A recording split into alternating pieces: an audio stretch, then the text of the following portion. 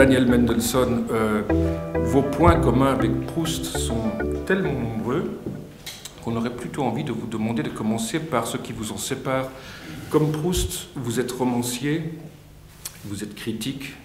Comme Proust, vous êtes traducteur. Comme Proust, votre allure romanesque tourne autour des questions de mémoire et d'identité. Donc, contrairement à ce petit questionnaire auquel vous avez eu la gentillesse de répondre pour cette édition, j'aurais plutôt envie de vous demander, au fond, si quelque chose vous séparait de Proust, qu'est-ce que cela serait? Il était beaucoup plus riche que moi, dirais-je. Ça, c'est gênant, parce que maintenant, il me faut absolument penser à quelque chose. Sinon, je suis très immodeste. Le regard de Proust tombe, à mon avis, sur tout. Moi, je m'intéresse à des assez petites choses que je traite d'une manière qui est, j'espère, la mienne.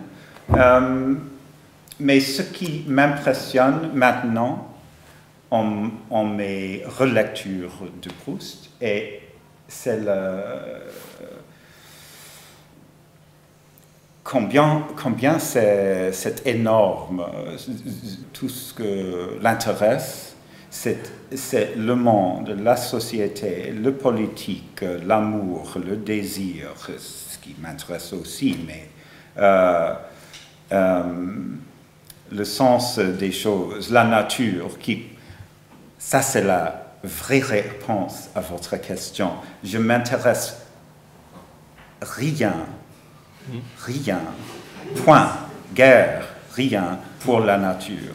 Et il faut le dire que la première fois que j'ai lu Proust, j'étais complètement ennuyé par ses descriptions des arbustes, des roses, de blanches, ça ne m'intéresse beaucoup. L'apparence des édifices, même des gens, ne m'intéresse pas en général. Mais Proust est un grand écrivain, et donc sa scène, c'est le monde. Et je m'intéresse, pour ainsi dire, à des chapitres, des petites parties de Proust. Le désir qui n'en est réciproque, par exemple. Le désir homosexuel. Mais toutes ces questions, par exemple, qui sont très importantes chez Proust, par exemple, tu sais, le beau monde de la société, les comtesses, les duchesses, les princesses, blabla. C'est pas mon monde, évidemment.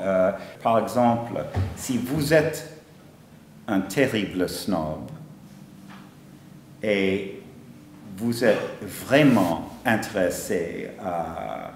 vous vous intéressez beaucoup à impressionner les duchesses et les comtesses, etc.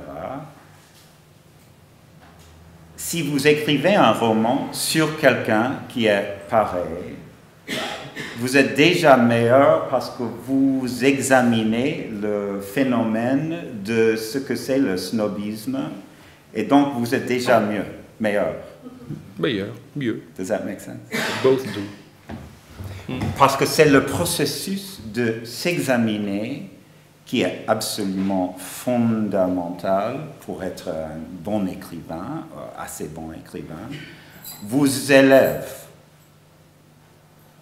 je crois. Et donc, Proust, qui pouvait être vraiment snob dans sa vie, est déjà meilleur parce qu'il décrit ce que c'est d'être un snob. Je voudrais ajouter quelque chose sur la différence entre Marcel et Proust, ou le narrateur et Proust. Ce qui est aussi très important pour moi en tant qu'écrivain, parce que quand vous, d'une manière un peu différente, mais quand vous écrivez sur vous-même, vos lecteurs peuvent faire l'erreur de croire que le vous que vous mettez dans votre livre est exactement égal à vous. Ce qui est évidemment pas le cas. Mais c'est une des plus intéressantes questions chez Proust. Et dans le roman est exactement ce qui est la distinction entre les deux. Oui, parce et que... il est possible de commettre l'erreur de croire qu'ils sont complètement égaux. Je sais pas. Mais chez Proust, le risque de cette erreur est certainement très calculé. Oui. Très calculé et très oui, voulu. C'est beaucoup très plus voulu. amusant comme ça. Ce serait trop difficile pour moi d'écrire sur Proust parce que je suis trop mêlé avec lui.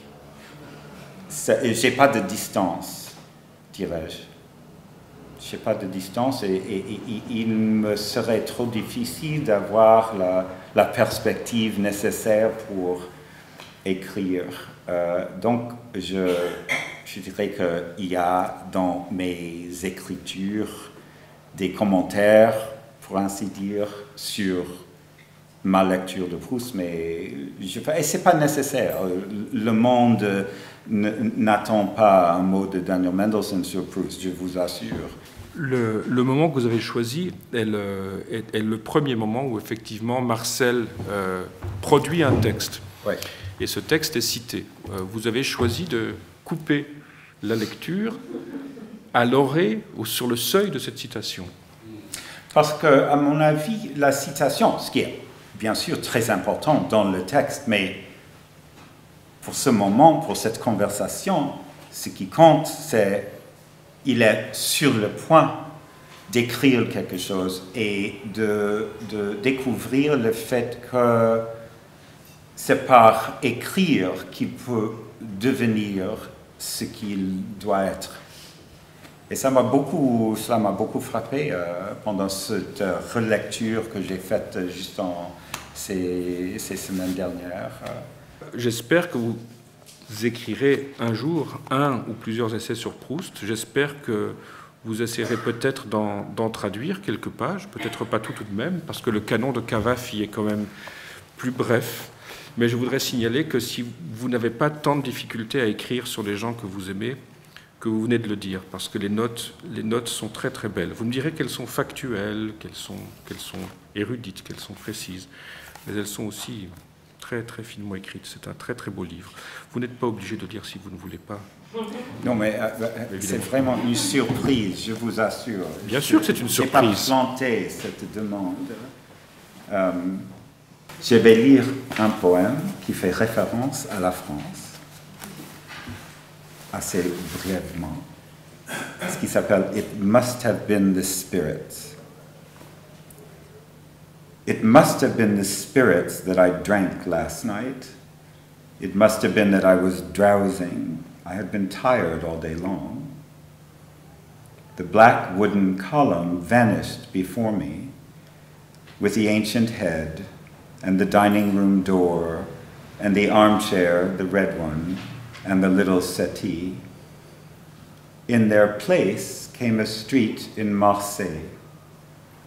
And freed now, unabashed, my soul appeared there once again and moved about, along with the form of a sensitive, pleasure-bent youth. The dissolute youth, that too must be said. It must have been the spirits that I drank last night. It must have been that I was drowsing. I'd been tired all day long. My soul was released. The poor thing, it's always constrained by the weight of the years. My soul was released and it showed me a sympathique street in Marseille with the form of the happy, dissolute youth who never felt ashamed, not he, certainly.